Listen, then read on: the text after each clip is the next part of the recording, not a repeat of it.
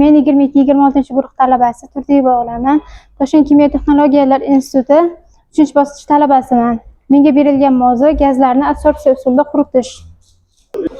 Tabiiy gaz 40-45 harorat bilan gradus harorat bilan ikkita parallel ishlayotgan separatorlar orqali kiriladi va bunda siolit adsorberlariga kiradi.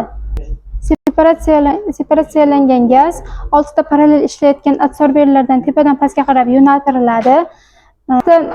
6 ta adsorberlardan chiqqan gaz chang ushlagich filtrlariga uzatiladi.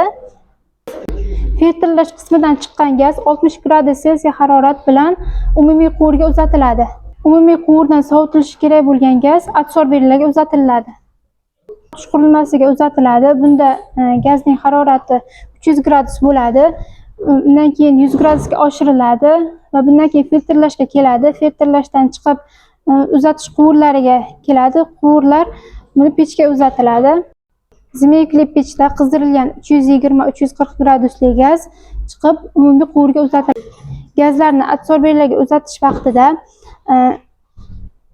vodorod sulfiti va suv bug'lari bilan to'yintiriladi.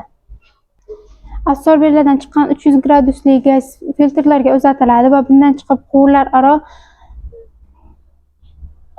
aroga beriladi. Quvurlar aro oralig'idan o'tib, birinchi, ikkinchi, uchinchi havoli sovutgichlarga o'tkaziladi.